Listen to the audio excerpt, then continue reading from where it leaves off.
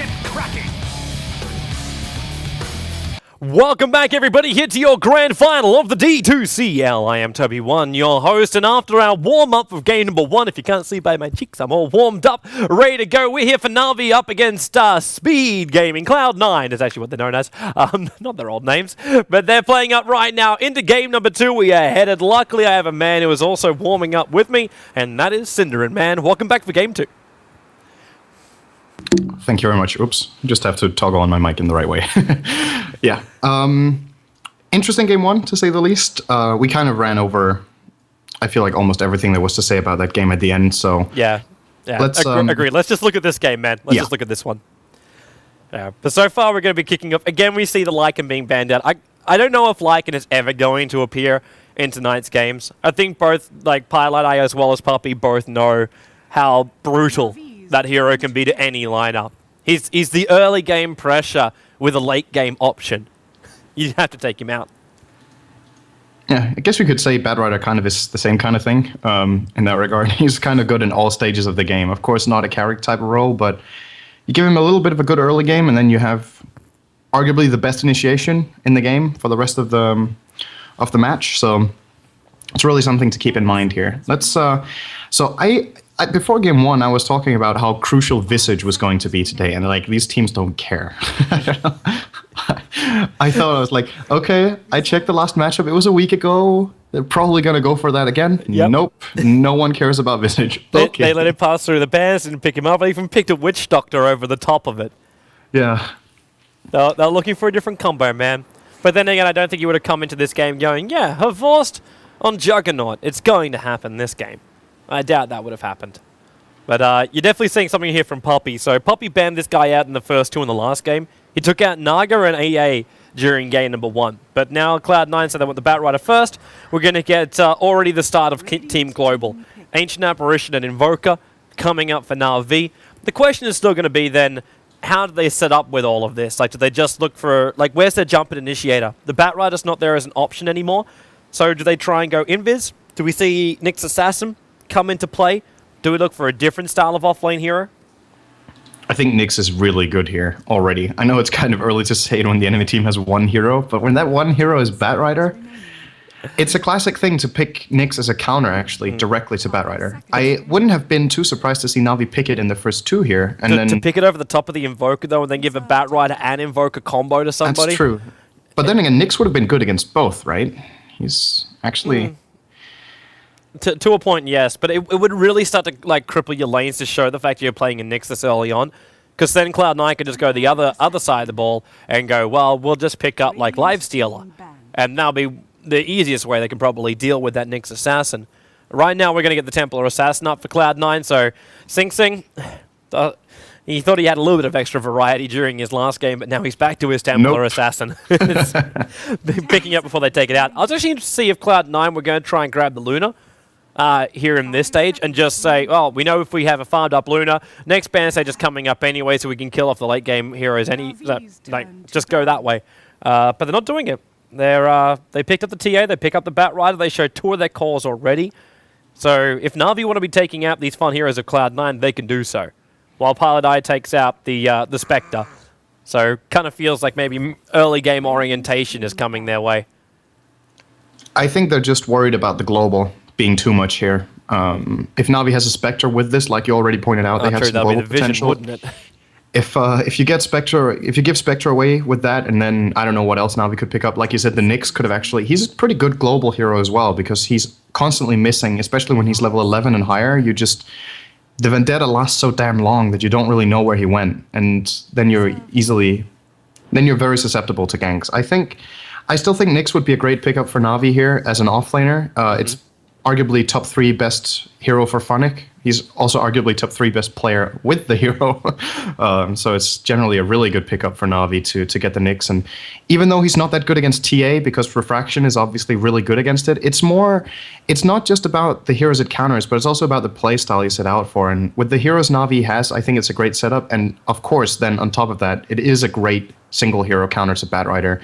Just run into the Firefly with Spike Carapace on, you lock him in place, and then you turn around and Impale, and you get the kill. It does seem like an essential ban right now for Cloud9, but they're really tossing it up, dude. It's and not. I don't It's know not if an they want it. instant.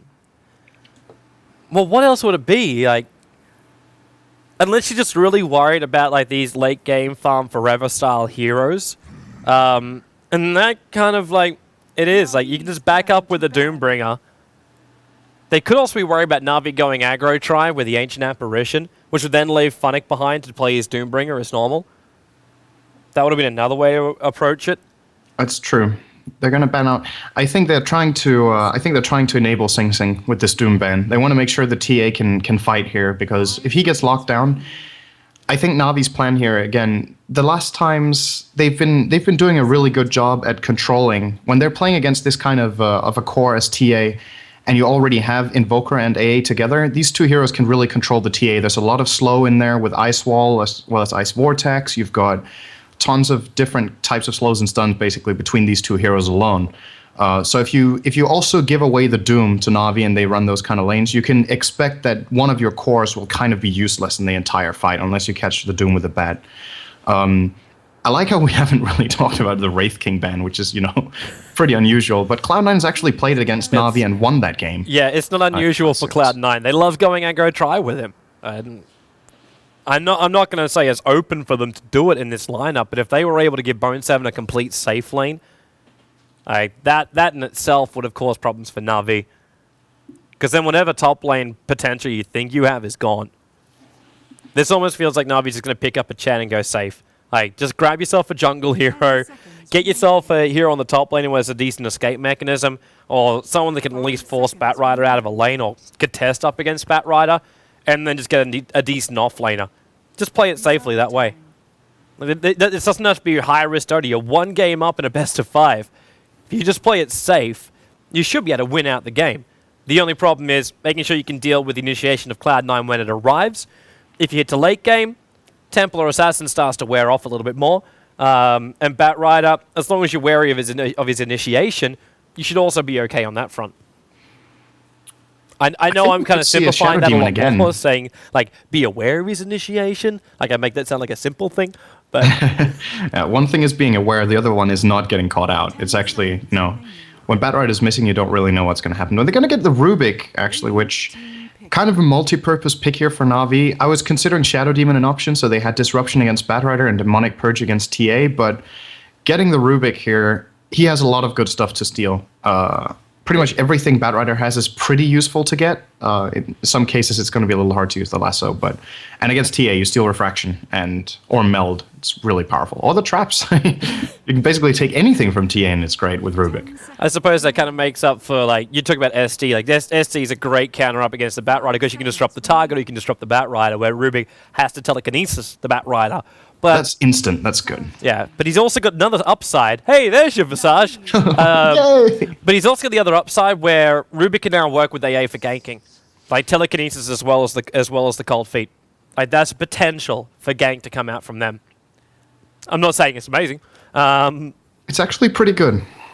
If they had something else that could follow it up, like I mentioned the words aggro try, but with Rubik and AA, you can really do that. Like, your range damage coming out from two support heroes is quite high, and then you only need something like a Mirana to mop up the rest of the lineup, because then you've got your other combination. Then you're going to make sure it's telekinesis into arrow, into cold feet, and that hero will remain where he is for the entire duration of, like, until death. But Na'Vi are actually going to pull in the Tidehunter. Now, that's not saying who the offlane... we know that's Funnick's hero, and I know Capitalist, if he's sitting at home watching this right now, is applauding himself because he made lol... I don't know if he released it yet, but he made a big blog saying, Tidehunter's coming back, man, as the offlane hero.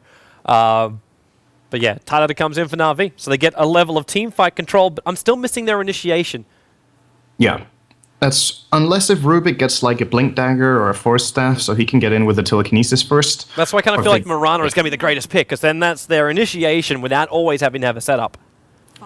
It's not really the most reliable hero to pick as your hard initiate, but at the same time, Na'Vi needs a carry now. They can't really, they need some sort of hero for host. It doesn't have to be a carry.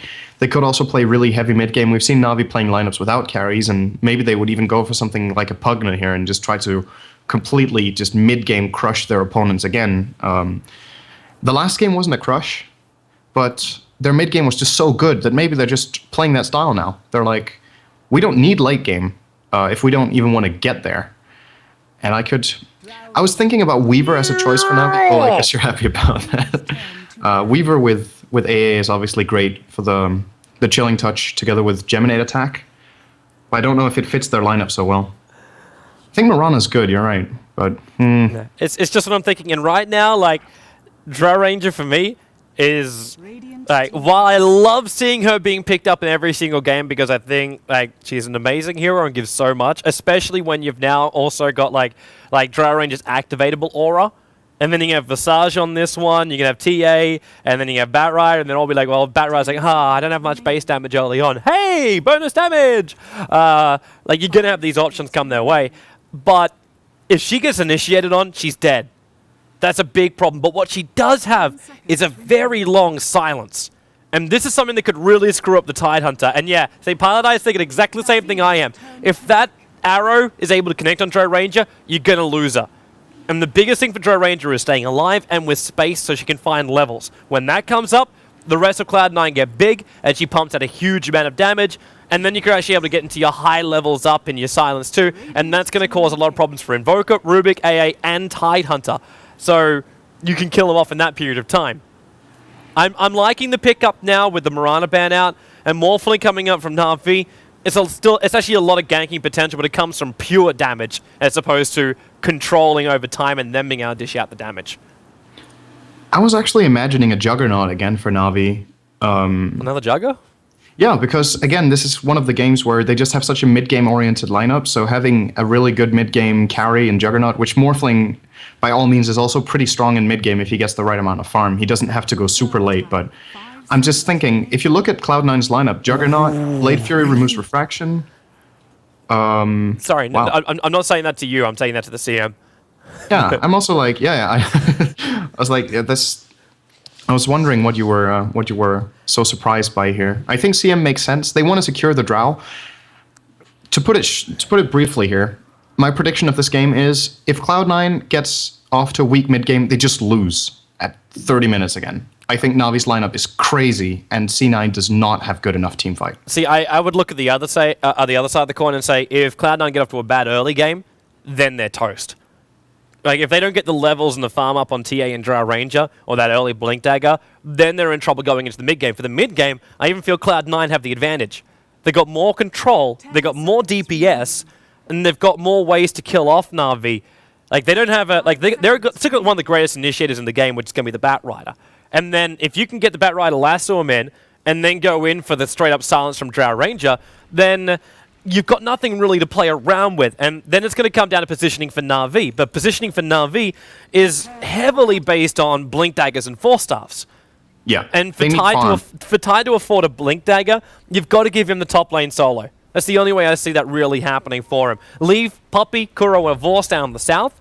Fight out like they want to do right now. They have 5-man smoke up and they head down south. If they can go straight, like Chilling Touch is leveled up for Puppey, this is early damage. That's what this is right now. Denny went Exort, they want to murder somebody. If they get their first blood and they control this bottom lane, Na'Vi may even have game 2 in the bag in my mind.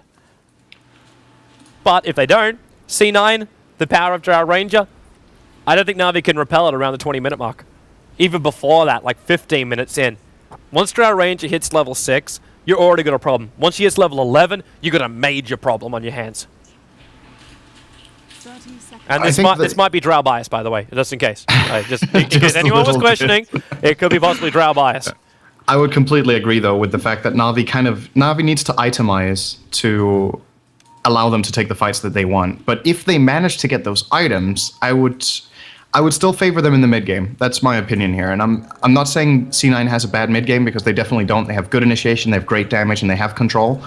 But I'm just still missing, I feel like there's so much pressure on Envy in the mid game here. If he doesn't land a good Gust and Na'Vi has Blink Daggers, I feel like the ways they can take the fight, they just have so many options. If Rubik has a Blink, or Force Staff, or Invoker has that, and they just catch someone out and start the fight, how does C9 turn around the fight without getting caught by these massive AoE abilities that Na'Vi has?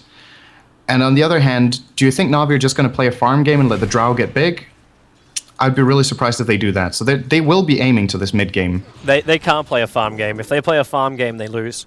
Like they need to make some impact on towers. Maybe just search for the timing for a Vorce, like, Invoker's going to open it up early on. And that's maybe the reason why they sent Dendi north and now try to run this dual lane in the mid between Pumpy as well as a Vorce, because they know SingSing's going to get CS early on if he's just left to his own devices. That's what Refraction does for you. It gives you confidence to move forward and gives you the damage output to make sure you get those last hits. Problem is, Pumpy can't stay here for too long. Because once SingSing gets level 2, if he finds the right lines, then Pumpy's going to start to take too much spill damage, and he'll be just forced off the lane just because of that. Even a Vorce will have trouble with that. While on bottom lane, Funnick, I know he's got these boots up already, which would give him some nice movement speed, but Aui's going to force him out of this lane. And you see what Funnick leveled up from the very, very start. He doesn't want Anchor, he doesn't want Gush. It's all about survivability. The damage reduction, he's just pushed up into the Kraken shell. It might be able to, between these two heroes from C9 on the safe lane and Crystal Maiden as well, of course, the passive ability of the Kraken shell is strictly passive. But the Kraken shell... The what's that even called? It's kind of a purge, right? I don't know what to call that. The crack. The crack of the shell? Yeah, I don't know what that's called. I actually have no good word for that. But when he removes the debuffs on himself with the Kraken shell, when it procs. When you're playing against a lane like this, which has heavy slows, it can give you the little bit of space you need to get away. But then at the same time, I still think if he gets caught out, he's just flat out dead. There's too many things for him to deal with now. Pilot Eye is going to see this. Tide looks so funny with a haste. I don't know. So something that big just shouldn't move that fast. Exactly. But the crazy thing is, though, if he doesn't have something like a haste rune, he is toast. Envy's got 2 points up in the arrows. I don't think he needs much more than that. Like, it's worth... I'm actually interested to see how Envy's going to build in for this, even though Funnick is being complete and utter twit. He's running around while Pilot Eye is trying to just farm up the Wild Wing, so he's trying to leech the experience from this, which is really quite smart. But with the slows on bottom, with Cold Arrows as well as the Nova, as well as the Grave Chill, if he gets even caught, like, slightly out of position, he's dead. And if Envy keeps getting, like... It's amazing, too, how much space Envy's getting. He's 15 for 5 on this bottom lane, and he's 3 3/4 level through. Like, Aui's managed to find 2 levels in, and this was even before they were really capable of doing proper pulse, because the wards were blocking it up. I don't think Navi had a choice, though. Yeah, they don't have much of a choice for this at all unless they went aggro try. That was their only other choice they could have done. That's hard to do against Visage CM, though. With Navi's heroes, their aggressive trialing would have not necessarily been strong enough. It could have been a pretty big risk, so... If they got the first blood, then maybe it was possible, because heroes like Crystal Maiden would be easy to pick off once you have the early advantage. But you needed that advantage first. Yeah. And then the offlane, I mean... I feel like we're having one kind of the same scenario as in game 1, where Cloud9 makes good laning decisions, they get off to a good start, and then, in my opinion, in mid-game, if they don't perform really well, they're going to have a problem. Mm-hmm. I'm excited to see if we're going to have kind of a rerun of game 1 in that regard, that it's going to be the same kind of... I feel like Navi's strategy is very similar to that of game 1, even though they have very different heroes. It kind of seems like it puts emphasis on the same thing. And Cloud9's also puts emphasis on the same thing as it did in Game 1, just that this time, I feel like they've picked more of a late-game-oriented lineup, so this time they should really play for it. In the last game, I feel like they could have played for it, and now I think they are indeed going to do it. Wolfling, Vorce, I love your confidence, but Refraction is up, so he does no damage. Paladai's also managed to crack level 3, so now finally he's got the Nova Frostbite as well as Arcane Aura, but at the same time, Funnick, he's managed to pick up an Invis rune from the bottom. So he's looking for SingSing. Now, I don't know if there's... No, there's only the Dire Observer ward that's down that bottom lane. So there is no way for SingSing to know that Tide is here, apart from the fact he's completely disappeared from the bottom lane, which is justifiable. When you're down to 1 tango, you can justify missing from the bottom lane. SingSing is playing this really well, though. He knows that this is too risky. It's definitely not worth taking the chance here, and... He's out here looking, basically, trying to see if he can find Funnick or you should probably have a look to North, man. He's just going to stack. Yeah, Bone 7 and Pile Die are going to try and have a crack. And Kuro's probably going to be the easiest one for them to kill off here. Trying to kill off Denny is just going to cause troubles. And they may even find a courier. The Na'Vi courier flies over the top of him. That's bringing in the hand of Midas. Now, Bone 7 instantly being done on Cold Snap. Kuro, well, he got the telekinesis throw off with the Fade-Ball. Sunstrike's coming down, but Bone 7 sits a little bit higher, but the last attack from Rubik. Kuro is able to spill the first blood. I cannot imagine how that could have worked out for C9. They're going into a level 5 Invoker with a CM and a level 3 Batrider. Dendi has Forge Spirit up. He's playing Exort again, which, this is kind of interesting to see that in a metagame right now where the Invokers are more like, I don't know what the percentage is, but I feel like you see Quaswex almost every game. Dendy's playing XOR 2 games in a row, and he's really making it work so far. He's got great farm in this game too, just like in the last one, and I'm surprised C9 even tried that. I can't imagine how they could have used their abilities and got away with what they just tried there. If I actually went back 2 weeks ago, then I'd be with you on the Quaswex, but I don't know, every game I've been casting has always been Quas XOR. Everything has just turned into... And having these Force Spirits back, having Sunstrikes available, having like the high levels up in your Cold Snap at the very, very beginning, and then getting into your Hand of Midas. It feels like there has been just a meta switch over the last 2 weeks or so. Something which never changes, though, is Eternal Envy's Greed. Hand of Midas is now up on the Drow Ranger. He didn't go Midas last game. No, he didn't. No, he didn't. But at the same time, he's now playing Drow Ranger. And he did go BKB last game. Crazy. Something. Actually, no, I know that's changed because there was a debate over on Reddit about this. And it was about like Eternal Envy, and some guy was like, man, this guy never goes BKB. And then this other guy responded going, well, actually, in the last couple of games, he actually went BKB over other arms, which were probably better. He's just like, okay. Shut down. Sometimes it's hard to make the decision. I think this is one of the games where it's easy to make the decision. You just get a BKB against Navi's lineup. Yeah. Yeah, if but you look at what they it's have, Midas first, though. no, it's 100% Midas first, because you still need the level 11. And that's the beauty about Drow Ranger, where you can go in for something like... also, I love this from Bone 7. He's trying to take all the farm out of the Dire Side jungle, because he couldn't do it in his own. But now Telekinesis, well, his Firefly is going to wear off in a couple of seconds, and the Cold Feet and the attacks, he goes down. Even a precautionary Sunstrike. At the same time, on bottom lane, Funny gets a little bit concerned. That's why he's backed up a little bit further, because he's going to lose this tier 1 tower. It's the level 6 Drow Ranger ability just to bring down the tower. The Catapult gets it, and now Cold Arrows. Funnick knows it. TP out, but unfortunately for him, Pylon Isolate mana for a Frostbite. So they get the kill on the offlane Funnick, who's now going to very sadly sit just above level 4, and lose the tier 1 tower, and considerable damage will be dealt to the tier 2, because it's still Drow Ranger pushing in, with a Catapult behind her.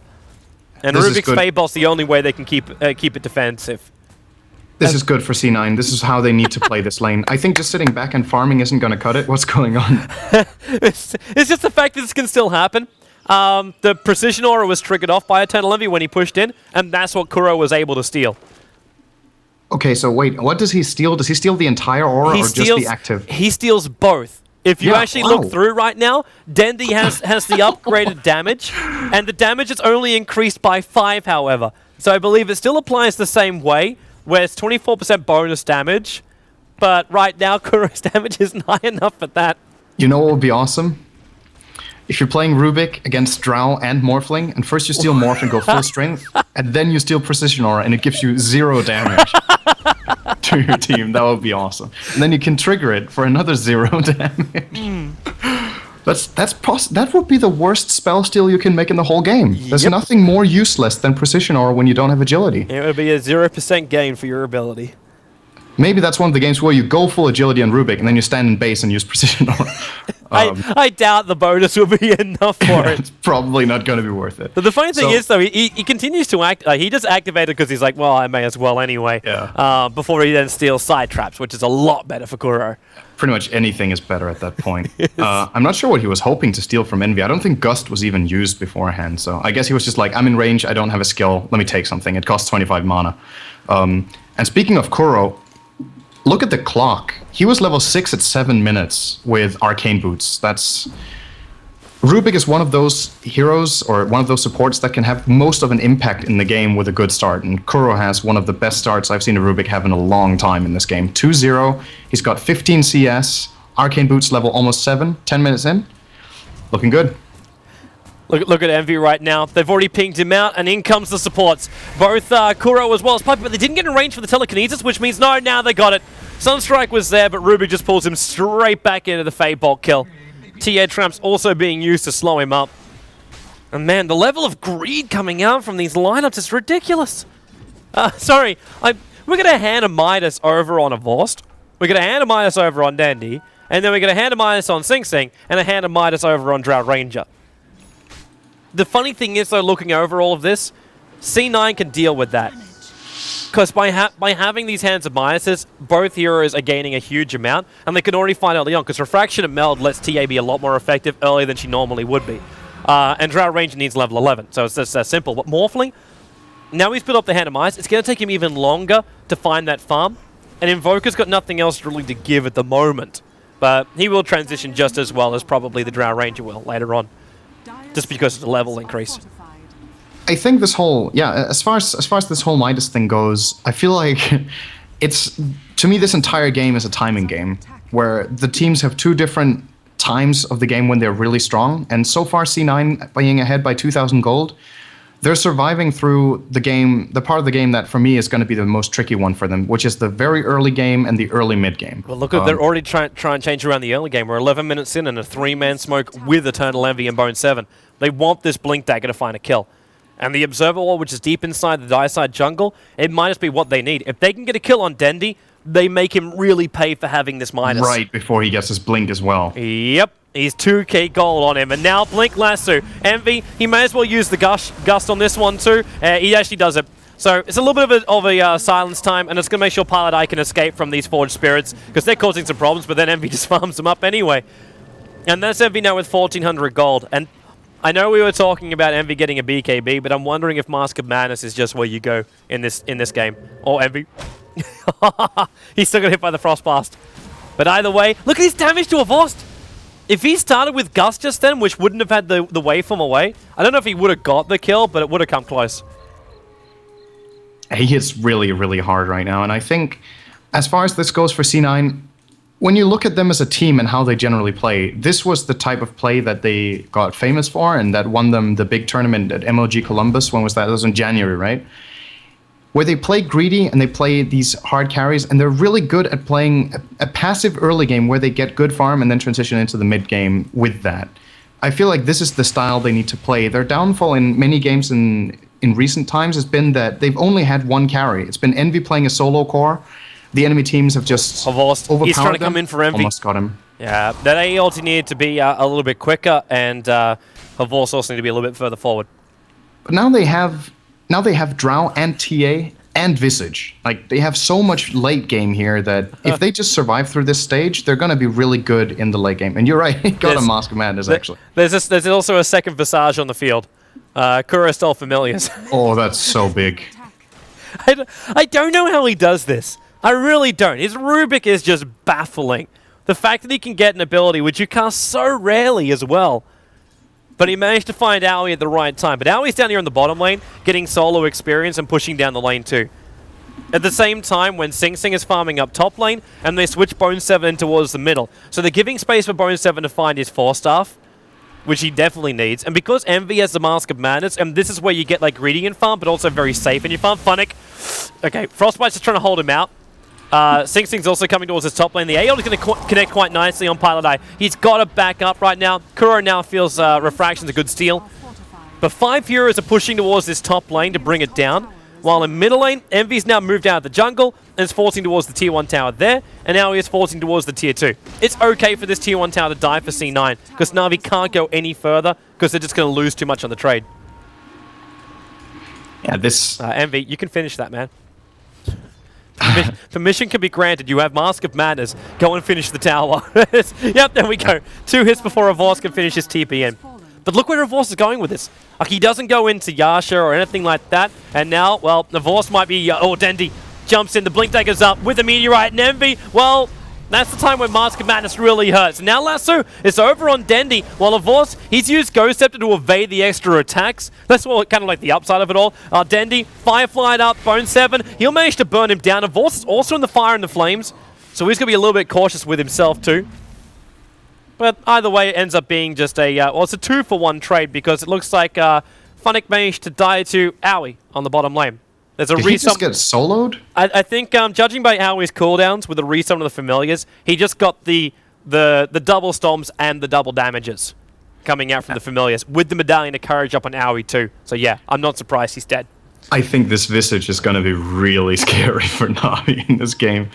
He's 1,500 away from the Ags. He's got level 9, so we're probably going to see the good timing. This is what you always want to happen with Visage. When you get Ags, you want to be level 11. I think the timing with that solo kill for Aoi is going to be pretty much perfect.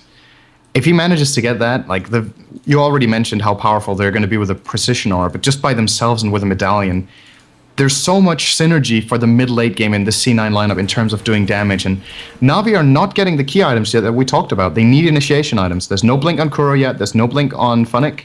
Dendi has his, but he's probably the least important of those 3 heroes to get one on. Sorry, I was just double-checking something over on the side. It appears we're having some problems understanding how many people are watching this broadcast. Our API is reading out that 22 people are currently tuning in. To those 22 people, I love you.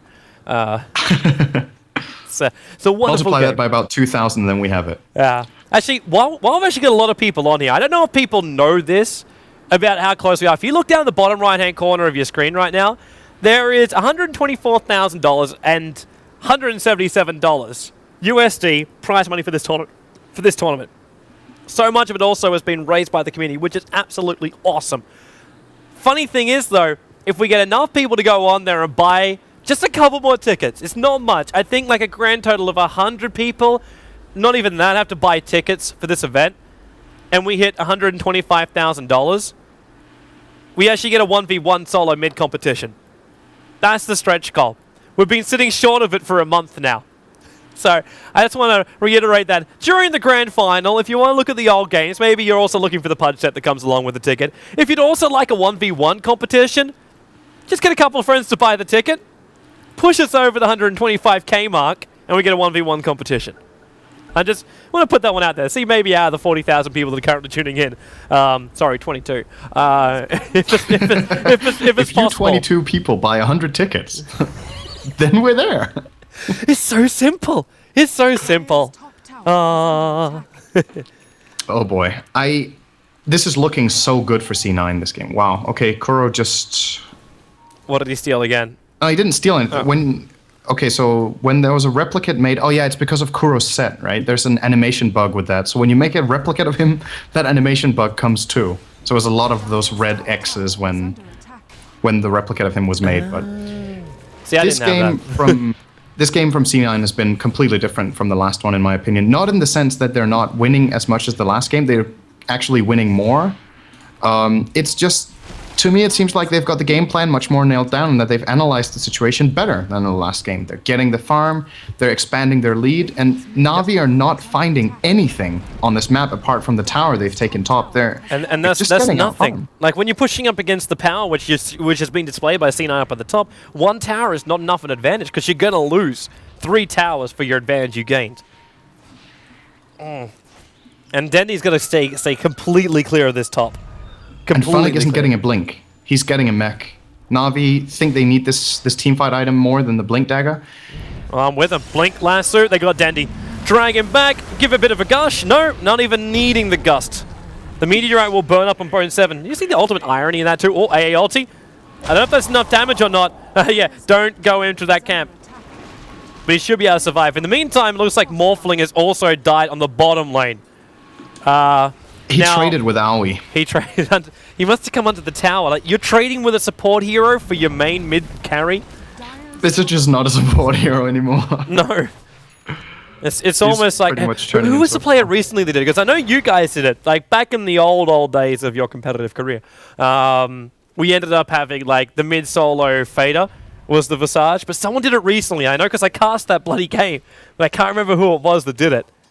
Oh, a solo mid-visage? Yeah, it was a solo mid-visage return. And I can't remember if it was actually C9 or not that did it. But it was definitely someone who... It was Hani! Of course it was Hani! It was Hani that did it recently. Did they win that game? Yes. Who was it against? I don't remember. But I'm sure Nahas can throw us the stats. Here we go. Smoke rotation from Na'Vi. They're trying to find Envy here. But look what he's got coming out, man. He's already finished both an Ogre Club and a Mithril Hammer 17 minutes into this game. Even if they kill him now, they're not going to stunt his growth. Oh, Kuro, there's a jump in. Yep, they've got him. There's definitely no doubt in the mind here that they've got him. But then TA traps, Pido with a Nova, Kuro, he is basically walking this so slow. Aoi will resummon up on the familiars and you're going to see the damage output. This is the reason why Aoi's able to get like solo kills out. I don't think he wanted to summon up just then though because he's still 200 gold short of his Acronyms. So he can't get that Acronyms up to full birds up for another like 2 and a bit minutes. Still going to be just fine. I think just the way the game has gone so far already, I think C9 can be a lot more relaxed about this. Even though the Drow just died there, just the fact that Tide had to go for the mech, felt like he had to make that choice, is going to make it so much harder for Na'Vi to find the fight that they won. And it's also possible that they... But, oh, there it was? It was actually versus Na'Vi. Last December. Okay, that's a long time ago. Really? Was it that long ago? I remember it as though it was yesterday. Yeah, oh, Sunstrike Pilot Eye! Oh, maybe... No, it's not enough. It's not enough. Pilot Eye still has the TP backside. You know, this just sucks. You're like full HP, you're going to check the rune, you lose 4/5 of your health. Oh well, here we go again, back to base. That's kind of like the global part of the Na'Vi lineup, which we didn't talk about. Like, we were talking about at the very, very start of the game, like that Invoker as well as AA combo. But we never really saw much more apart from that. Like, their lineup never really pushed towards that apart from Morphling Replicant. But they're going to try and jump in and get themselves an extra bit of an advantage here, and that's going to be on Roshan. But at the same time, I'm looking at almost 2 BKBs being completed. Sing Sing's got his. If they work out what the hell's going on, just a TA trap inside the pit, and there it is. Na'Vi's been revealed out. The Sunstrikes are on their way in, but it's over on Bone 7. Actually put his Blink Dagger on cooldown when he got attacked just then. So he has to wait it out, but he's got his Blink Dagger back off cooldown, and Na'Vi is just, they're turning. But the problem is, if Drow Ranger just goes inside the pit, she's got a pit. Look how Envy's approaching. It's like, why do I want Roshan right now? He can take a solo mid-tier too. He's level 11 on this Drow Ranger. 19 minutes in. Na'Vi's going to finish this Roshan, but they're up against Familiars, they're up against Batrider. Firefly might be on cooldown. Funnick, he was holding the Ravage, and now, well, he has no reason to use it. It's just Pylite Die going down. Familiars are up. Templar Assassins managed to pick up the Rubik, and Funnick, he's silenced. They've got to kill him off. The Ravage will get off in time. Ghost have to bought a little bit more space there for Revorce, but now they come in a little bit closer. Wow, well done to Beto. Freaking huge name. He bought a ticket. But 3 people for Na'Vi are down. Now Batrider got the lasso. It's over on Revorce. Pylite Eye, Frostbite still on cooldown, but they got the gust off from Eternal Envy. There was no way to wave out. There was nowhere to go. And that's now going to be Roshan going the way of Templar Assassin with the Aegis, the model her way. 11-7 on the board, and I'll lose tier 2 tower in mid. This might be the reason why Na'Vi banned Visage every game in the last series they played. And now they didn't do it. In the last game it wasn't even picked, but in this one it was picked for C9. I feel like when Aoi gets this hero, C9 just plays... They can just play so relaxed. There are a couple of heroes that I feel like are really scary to give to C9, and in my book, Visage is one of the most important ones. Man, look at the triple Familiars come in. Nice hit from Kura. Used the meld to get himself in there before the Familiar drop down. Sick come on Dendi, and they're going to 4-star him away. They know they can't keep him in close, but Aoi caught in the Ice Wall, caught in the Sunstrike, and now with the silence, Kuro blinked himself out. When he was silenced, he couldn't meld, he couldn't telekinesis, he couldn't Fade Bolt. He wasn't ready for that. Perfect gust time from Envy, and now Revorce, he's going to shotgun down Envy at the back end. Bringing it online, the AOD is flying out too, can hit on Sing Sing, Dendi comes out too. Familiars actually ended up just shattering in the middle of this fight. Na'Vi, they're repelling C9. They've lost their major DPSer. And Aoi even getting blocked up by his own creep wave. Funnick actually missing on the gush. But Revorce will come in. He's got an adaptive strike available. But E-Blade also still on cooldown. Sing Sing trying to fight this one up. The Sunstrike is able to nail on Visage. They bring him down. Now Batrider rejoin the fight. It's his own BKB up and running. Controlling up Dendi. Sing Sing will die, but it's only the Aegis model. While Puppy, he's getting focused down by Bone 7 as well as Pylite Die. Funnick's in the middle of the fire and the flame. Sing Sing, TA trap, slowing down Revorce. He's got enough bottle charges in a moment. 3 mana away from having a waveform. But he can't TP if he uses it, and he knows it as well, but he can't battle up against Refraction, so he jumps to the replica back at base. Didn't realize he had that one for an escape mechanism, but C9 came back in. 3 BKBs pre-22 minutes. Not bad. They just have so incredibly much farm. That last fight, it doesn't feel to me like a 14,000 gold game, but when you think back on the item advantage C9 has, it's not really that surprising that it is in fact that much gold. Yep. They've got so much more out of the map, and Na'Vi, as I mentioned, they had kind of this point in the game when if they were able to find a fight, they would be stronger than C9, but C9 just never gave them that fight. They kept picking them off with a Batrider, kept just split farming, and Aoi got like 2 solo kills with his Visage and got an Ag Scepter at, what was that, 17 minutes or something? Like, if you're fighting up against that kind of stuff, then it's going to be... This kind of mid-game lineup is just not going to pull through for Na'Vi. I think I would be absolutely shocked, only if they were behind by 5,000 gold, I'll still say at this point, C9 are reaching the stage in the game when they're just at an innate advantage, even without a gold lead. It's uphill. Like, it's uphill, and it's a very steep hill, and you got no locomotive. That's what Na'Vi is currently facing right now in my mind. It's just too much of a C9 terrain coming through the bottom. But this looks like the last roll of the dice for them. Like, it's the only way they can really approach this. Like, TA trap just went down. They couldn't kill it in time. The AE ulti was also just used. So they got a 30-second window once this wears off, which is now. And with a new, fresh set of familiars up and running, they're ready just to attack bottom. And the familiars are going on a flanking trip. While Batrider, he goes from the right, they jump in, they got Kuro. They get rid of the Stealer first and the Silence. Well, actually missing everybody, but Funnick, Ravage time, but the 3 BKBs are up. They can't do anything. Funnick dies before he even has a chance. Denny's basically turned tail, so was a Vorst. They're back on the low ground, the bottom lane. And they just can't get in close. There's no way to do it. Even E-Blade, they can't shotgun anybody down. Because the second he waveforms and he's dead. And there's your E-Blade. He just tried to kill Pylai Die and was unsuccessful. Deafening Blast from Denny will snipe out the kill though. But then Ice Wall up and they just try and stall it. Yeah, they will stall it. But I'm not sure Na'Vi realize how far behind they are. They're obviously feeling the pressure in that C9 is basically walking over them. I think if Na'Vi could see the graph right now, they would call GG. But they still feel like they might have a chance here based on getting that amazing team fight, which I still don't see them getting without a blink on Funnick.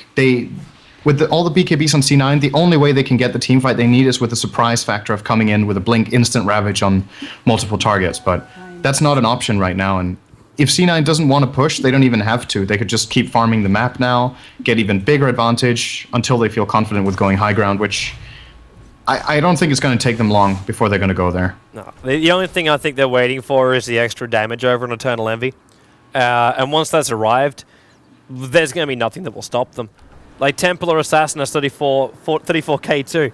Like, you can see both these heroes pick up Daedalus and just go high ground. And nothing will stop them. You got Blink Dagger as well as BKB, and we're going to see a Mjolnir instead coming out here from Eternal Envy. Not the full thing just yet, just the Maelstrom. So it's a nice little stopgap item for now. But that's just so much DPS coming out their way. And now with Lightning to push out the waves even faster, Aoi, who's going to have in 25 seconds the double familiar set during the fight too. So then you've got 6 stuns and the major damage output to dish out. I honestly don't know how Na'Vi can repel it. And like, what have they got to play with? You look through their support heroes and you think, okay, logically, how can they try and take a fight? Funnick has to get a Ravage off, but he must wait at least 7 seconds to do it because of the BKBs that are coming out. While Eternal Envy, okay, there's an attempted shotgun. Not the full shebang, because it looks like he got silenced up. But yeah, you've got to burn through the 7-second BKBs, or wait out the 7-second BKBs. Worry about Batrider jumping in with a lasso, which means then Invoker needs to keep his distance for some kind of disable or slow down the Batrider, but then he's got a BKB, so you can't control the hero that gets dragged away. Morphling is 1 hit and then he's useless. And Rubik, he's actually probably the most useful hero out of the entire fight, because he's got more control than anybody else in the Na'Vi lineup right now, including the Tide Ravage Funnick because of the BKBs. I don't know. I can't imagine any way for Na'Vi to win a fight apart from Kuro getting the initiate on Envy, him getting shotgunned down before he gets BKB off, and C9 making a mistake on top of that. That's basically what it takes. Mm-hmm. Because I think even with Envy dead, I think C9 can still fight. It's kind of crazy because the amount of abilities Na'Vi need to commit to killing Envy will give so much space to Sing Sing, who can just, like, he can 2-shot these heroes. Puppy has 660 health. I think he can get literally 1-shot by Meld. Possibly. Right now. Just before C9's going to push it, we did have our chat trivia turn up, so the 2 heroes that have been picked more than Batrider in competitive Dota this month. Oh. Picked and banned. He just said picked.